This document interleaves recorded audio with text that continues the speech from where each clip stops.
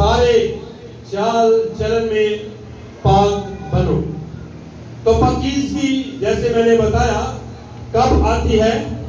جب ہم اس کے لہو سے دھل جاتے ہیں، اس کے دھل کر توبہ کرتے ہیں، اپنے گناہوں کا اقرار کرتے ہیں، تو ہم تکبر، گھمنڈ، یہ اناپرستی، یہ بنیادی گناہ ہے۔ اور یہ بنیادی گناہ جو ہے، یہ پہلا گناہ آسمان پر ہوا۔ آپ سب اس بات کو جانتے ہیں کہ یہ پہلا گناہ ہے جو آسمان پر ہوا۔ لوسیفر جس کو ہم کہتے ہیں، خدا کی فوجوں کا کمانڈر تھا، لیڈ کرنے والا تھا، اور خدا کی تعظیم کرتے ہیں۔ اس کے اندر یہ گھمنڈ آیا، تکبر آ گیا کہ میں سب کچھ کر سکتا ہوں، کیوں نہ میں خدا کے تخت سے بھی اپنا تخت اوپر لے جاؤں۔ لیکن بائبل مقدس یہ بیان کرتی ہے کہ یہ گھمنڈ جو ہے، یہ بنیادی گناہ ہے، یہ غرور، یہ تکبر بنیادی گناہ ہے، جس کی وجہ سے لوسیفر، جس کو صبح کا چمکتا ہوا ستارہ بھی کہا جاتا ہے، اور وہ ایک روحانی گھمنڈ کی وجہ سے اس نے آسمان پر گناہ کیا، خدا کا گناہ کیا، جس کی وجہ سے زمین پر اور اس کے ساتھ جو باقی گھمنڈی تھے، فرشتے تھے، ان کو زمین پر گرا دیا گیا۔ کیونکہ میں نے جس طرح یہ بتایا ہے، یہ تکبر جو ہے، یہ جو گھمنڈ ہے، یہ جو غرور ہے، یہ بنیادی گناہ ہے۔ اور اگر ہم کلام مقدس کو دیکھتے ہیں کہ جس طرح آج ہم اس بات کو سیکھ رہے ہیں کہ جب ہم پاک ہو جاتے ہیں تو ہمیں ان پرانی خواہشوں کے تابع نہیں رہنا، کیونکہ جو گھمنڈ ہے، جو تکبر ہے، یہ پرانی خواہش ہے جو ہمارے جسموں کے اندر ہوتی ہے۔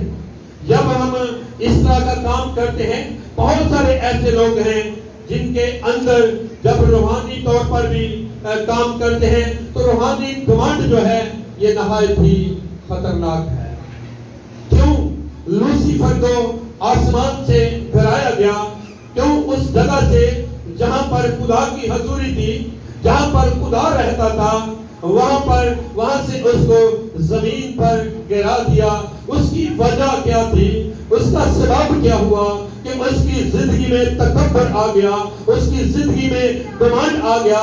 تو بہت سارے ایسے لوگ ہیں آج جن کے اندر روحانی گھمنڈ ہے، لیکن روحانی گھمنڈ جو ہے، یاد رکھیں، یہ موت پیدا کرتا ہے۔ جسمانی گھمنڈ، روحانی گھمنڈ، اس کی وجہ سے ہم موت کے منہ میں چلے جاتے ہیں۔ لیکن آج ہمیں اس بات کی ضرورت ہے کہ ہمیں اس روحانی گھمنڈ کو چھوڑنا ہے۔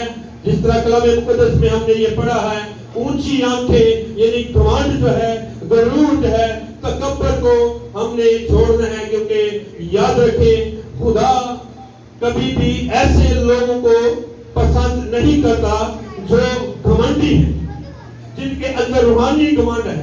خدا ان کو بھی پسند نہیں کرتا۔ بائبل مقدس میں یہ لکھا ہے جس سے خدا کو نفرت ہے، یہ پرانی خواہش کے تابع ہو جاتے ہیں۔ جب ہماری زندگی میں غرور آتا ہے، جب ہماری زندگی میں گھمنڈ آتا ہے، جب ہم متکبر ہوتے ہیں، تو یہ خدا کی کو ناپسندیدہ ہے۔ جب ہم یعقوب کے خط میں پڑھتے ہیں، چوتھے باب کی 6 آیت میں لکھا ہے کہ خدا مغروروں کا مقابلہ کرتا ہے، لیکن فروتنوں کو توفیق بخشتا ہے۔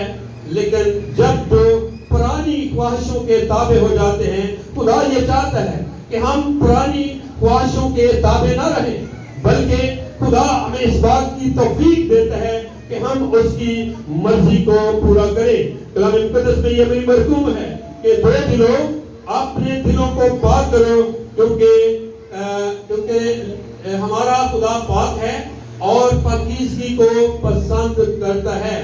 جب ہم خدا کے تابع ہوتے ہیں، پرانی خواہشوں کو چھوڑ دیتے ہیں، اگر وہ لوگ جو پرانی خواہشوں کے تابع رہتے ہیں، یہ خدا کے حضور ناپسندیدہ بات ہے۔ لیکن خدا یہ چاہتا ہے، اگر ہم چاہتے ہیں کہ ہم اس ابلیس کا مقابلہ کریں جس کے لیے خدا نے ہمیں تیار کیا ہے، ہم خدا کی فوجوں میں جب شامل ہو جاتے ہیں تو ہمیں اس بات کی ضرورت ہے کہ وہ لوسیفر، وہ اس کے فرشتے جب زمین پر گرائے گئے گھمنڈ کی وجہ سے، جب ہم فروتن بن جاتے ہیں، جب ہم حلیم ہو جاتے ہیں، جب ہم پرانی خواہشوں کے تابع نہیں بلکہ خدا کے تابع ہو جاتے ہیں، تو بائبل مقدس یہ بیان کرتی ہے کہ بس خدا کے تابع ہو جاؤ، ابلیس کا مقابلہ کرو تو وہ تم سے۔ اگر وہی پرانی خواہشیں ہماری زندگی میں رہتی ہیں تو کیا ہم مقابلہ کر سکتے ہیں؟